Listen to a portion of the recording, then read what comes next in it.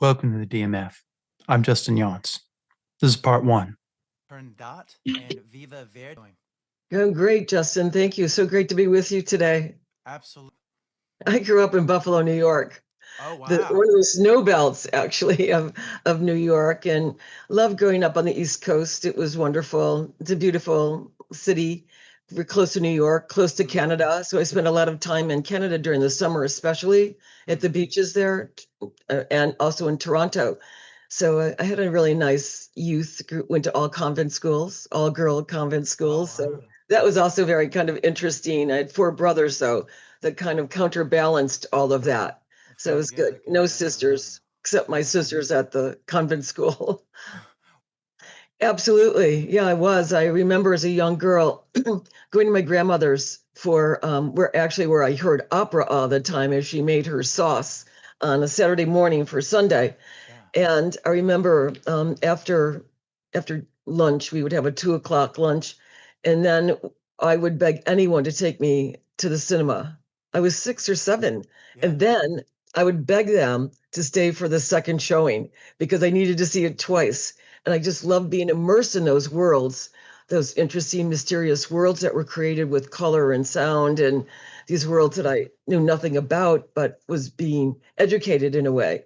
So, yes, I always loved film and TV, the arts, always going to museums. I was lucky. There were great museums around. The Albright Knox in Buffalo is one of the best for contemporary art. So I was very fortunate to grow up in that milieu. Yes, I do, because I think you get trained in a way, your eye gets trained in a way to see what's beautiful and what is elevated to museum level art or to film, whether it's animation or whether it's a feature. So yeah, definitely. And I think I had some good mentors along the way, some good teachers along the way that kind of helped. I remember it being in college. I wasn't really someone who joined groups. I wasn't in a sorority or anything, but I there was international film night. On Friday nights, they would show these great films. Yeah. And so I immediately was a part of that. So every Friday night, I would see two foreign films, so it would be Yokimbo or Ooh. Wild Strawberries Yeah, or yeah. Tokyo Story or my favorite, Black Orpheus.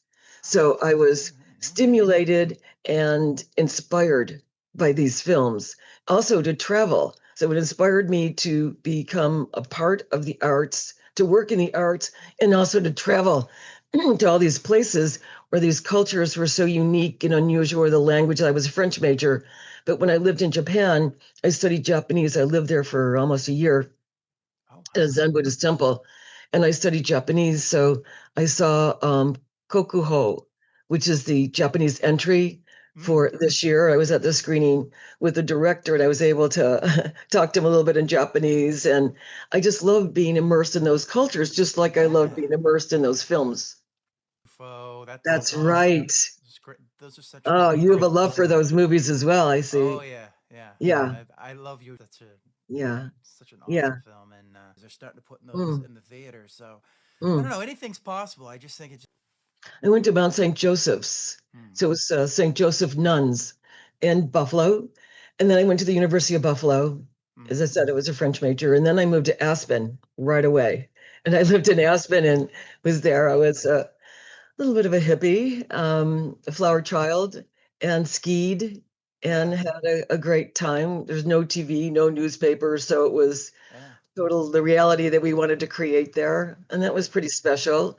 And actually it was one of my first producing jobs because I produced the Beaux-Arts ball. It was a this costume ball for Halloween, and that was really something with a band and Yeah. great catering, and it was at the Hotel Jerome. It was a landmark event actually that goes back. Yeah, That that was my it continues. I think they're still doing it today. I'm not sure, but it was pretty good. that was my. Well, I was a studio executive at Universal Disney and Orion, Yep. and I spent most of my time, besides marketing, with the directors and producers. That was kind of my choice Mm. because I felt like I was learning at the feet of the masters.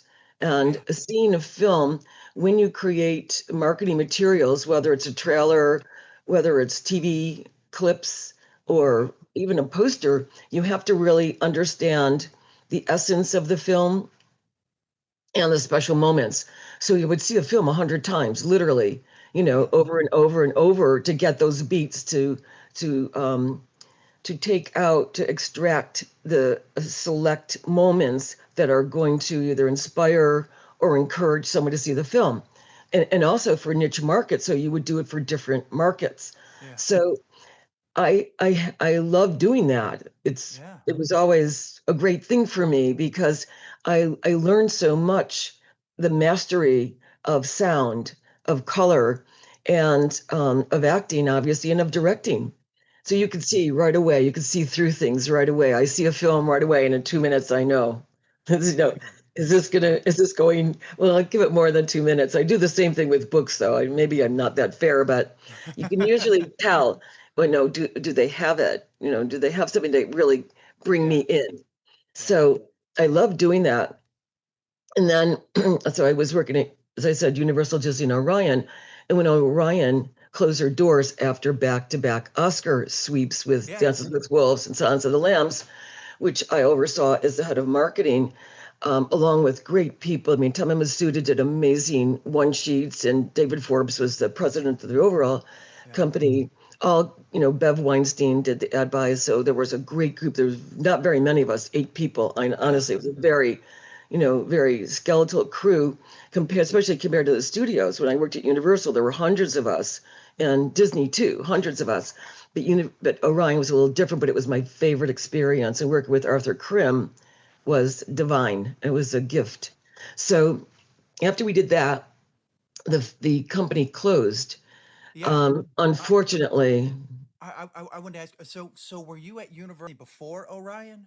Yes. Okay. So, yes.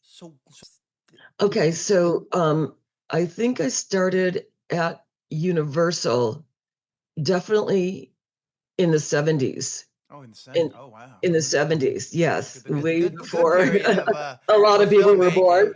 Right. Where had a lot of free yeah. But there were amazing movies in the 70s and 80s, right? I mean, iconic. So then and then 85, when Jeffrey and Michael took over Disney, they hired me to head up their New York office. There was nobody there. And I love startups. I'm really good at them. I like the challenge of manifesting and creating something. So I started that and grew that New York office. And then we opened Touchstone and all these great, fabulous films Touchstone that were such a great. You got Who Framed Roger Studio. Exactly. Eventually, that was pretty special. Yeah, and then from that, I lived. Then I got married and I moved to New Zealand with my husband. Oh, wow. And I worked for TV3 New Zealand. Okay. They were just launching. There were only 2 stations there, and they closed at 4:00. And it was mostly sheep, these dogs, like herding sheep. Honestly, I'm not kidding. Really? It was in the 87. Yeah. So I worked with them and helped them launch TV3. My husband was a CEO of Lion Nathan, and it was a really beautiful time for us. We lived in Pekarenga, a little bit outside of Auckland, and it was special time. It's a beautiful country. Met great people. And then when we came back, that's when I left Disney then and went to New Zealand. When I came back, it's a very funny story because I was starting my PR company. I said, I'll just start my own PR company. And Charlie Glenn from Orion Pictures called me and said, we want you to head up marketing, at Orion. And I said, Charlie, it's my birthday, and I just created my own. I have my stationery. I just got it. And he said, tear it up. And I said, okay. So saying yes is a big part of moving forward, I think, in a career with things that appeal to you and are attractive, but that you might not even be ready for, right? To head up so that was kind of interesting. So that's when I went to Orion. Orion closed. And then I became the producer of the Mary Lou Henner Show TV, one of the producers of that. And that was great. It was for a year. And I love TV because it's quick, it's fast. Jane Newbell and I were we're partners in producing. There were a few other producers as well, but we brought in a lot of the talent, and it was exciting to go that quick pace. I like that. So Yeah. that lasted for a while. So working material. Yes. You were around when they in the mouth. Yes, that's Tommy Yeah. Masuda. That was her genius. She did beautiful posters for both. One sheets on both films. They were for Dances with Wolves too. They were very unusual, really beautiful. And today they're classics, both of them. Yeah, very, very interesting. Yeah. When you're playing around, because it's two Well, different you know, it's artists. really interesting, Justin, because you work with the director. And I remember Jonathan Demme was just an amazing, fabulous guy. And he would come to our marketing meetings. And one day he came in, he goes, okay, we're opening February 14th on Valentine's Day. We said, okay, it's a little bit of a pivot here. Yeah. This is going to be a love story and a Valentine. So we shifted our thinking, and that's how we promoted it. It was a bit of a love story between Jody and Anthony in a way. I mean, it was this back and forth, and it had humorous elements to it, and obviously it had horror, and it was a beautiful book that was written and based on that. So working with directors is very interesting. They have a vision, obviously, of how things can be marketed, and especially when it's someone like Jonathan, who comes with great energy and great ideas, and he has a vision. Okay, let's go. And Orion was one of those companies where there weren't a lot of hierarchies. Arthur Krim, right, and Eric Pleskow, David Forbes, and then us, Tommy Masuda, me, and Bev Weinstein. And we had a springboard that we did all of our materials. So whether it was advertising, marketing, or ad buying. So it was very, as I said, just a few of us narrowed down, and it was actually, you could go a little faster that way, which is always good for me. Yeah, because it's like to get an answer, to get a final answer, you got to go through this person, exactly, talk to this person. It's like, and then exactly get it out there. So you were there, like, yes. What do you? But I'm just curious. Well, I really think one of the best films there, actually, besides Silence and Dances, was I'm trying to think. It was the book was called The Westies, and the film was Sean Penn, Robin Wright. That's where they met. Gary Oldman, and it was called. Oh, help me out here. I know it. I talk about it all the time because it's one of my favorite films. It's a genius film. It was Phil Joanneau. It was his first film, and Arthur was very generous with directors. He believed in film. He believed in Phil and the film. And so I think that we spent a lot of money on that production and weren't able to recoup it. Now, I'm not saying that's just one of the things. There were a lot of other things that added to that, but that was our last big film. Because you also had like some act franchise. That's right. Stuff. That movie could have just been it, but I don't know. I just always think of Orion. Orion. I know it was one of the companies that people cheered for and loved because it was doing these gems, but it was a mini studio because we didn't have a lot or anything, but it was one of those companies that people were always eager to see what was next from them because they were original films. They were unusual. As I said, Arthur and Eric and Mark Platt was the head of production. Before that, Mike Medavoy. So they were, they took chances on artistic vision, and they came out, as you said, with all these really unusual, great movies, different, diverse films. I remember doing also,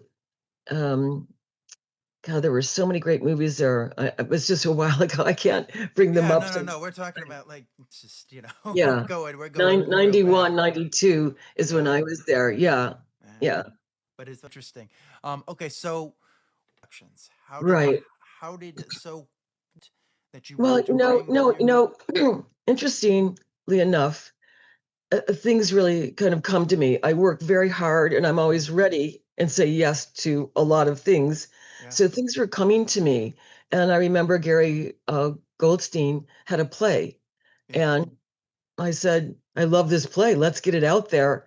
And so I produced it, and we had an incredible run. It was Three Grooms and a Bride, about a couple, a heterosexual couple getting married, and then a gay couple, two guys, that said, well, we want to get married too. Let's see if we could do this. But it was unusual at the time.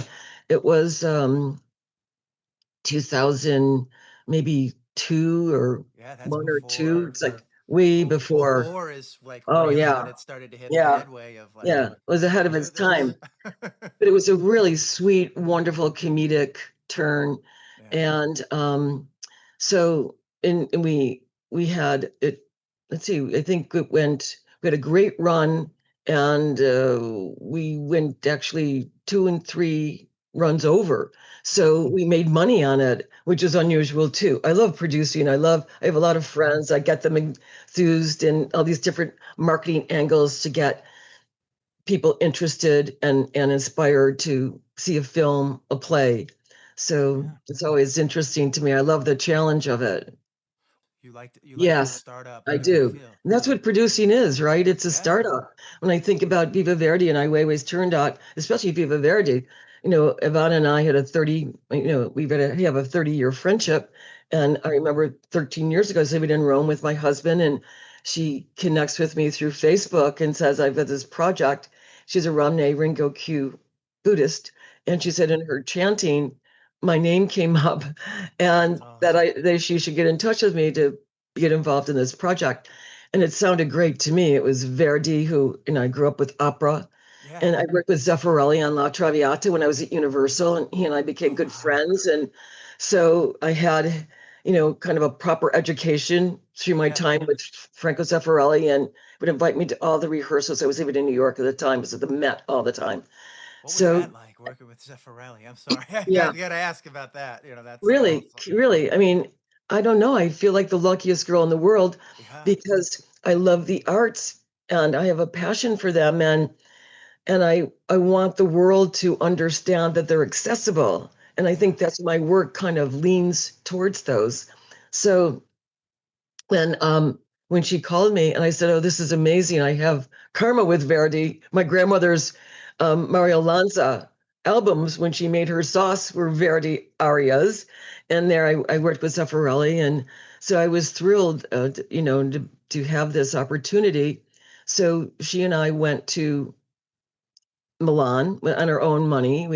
We got permission, started filming a development reel, created a development reel, raised some funds, and just continue on. 13 years later, we are on the Oscar Academy portal, and Oscar contenders. The shortlist is announced on Tuesday. Let's see what happens.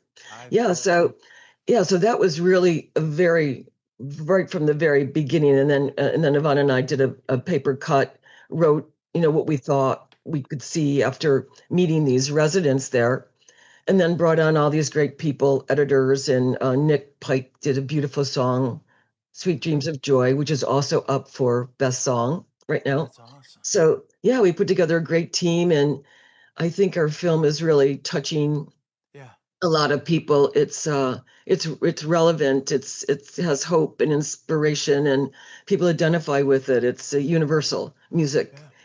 Yeah. The music is so beautiful, isn't it? And it with Verdi and Nick's music. And people to Right. still, Right. to bring that out, Right. And how creativity and music can last forever. This is their third act of life, and they're still jamming at 80 and 90. And sounding And how well, exciting is that, great. right? I love that. When I was Yeah. the very even Yeah. at that age. I mean, she Right. stops because she's like people. Exactly. Showing them that I thought from that. Yes. And we don't kind of apprentice That intergenerational exchange is so exciting to see, Justin, to see them walking, the younger generation and these old masters walking arm in arm and discussing head to head about life, about philosophy, about music that they're both obsessed with. How beautiful is that, right? And as Massimiliano says in the film, you can't learn this in a book. At Casa Verde, it's given to you. The torch is passed with love and passion and understanding, and it's a beautiful thing to see. And it really is a blueprint that all of us in life can incorporate, whether we're at home or in a retirement home. Definitely for retirement homes to have more young people there. Yes, now they don't have Right. that anymore. And Exactly. go back. I Yeah. think it will resonate where everything's so Yeah. divisive together and go. You're so right. And Justin, we're getting so many calls. We've done a very robust film festival run, and we're getting calls from opera houses and from retirement homes and community centers to show the film. So, talking about these hybrid ways of getting films out, that's one of them. When there's not a lot of theaters available, art house theaters available to show these films. So there's ways of doing it. And AARP, is doing a holiday virtual screening next week, December 17th at 8 p.m. Eastern Time, for free, just by signing up on their website. Yeah, so anybody can see it right now. That's so. Please like, share, and subscribe. Thank you.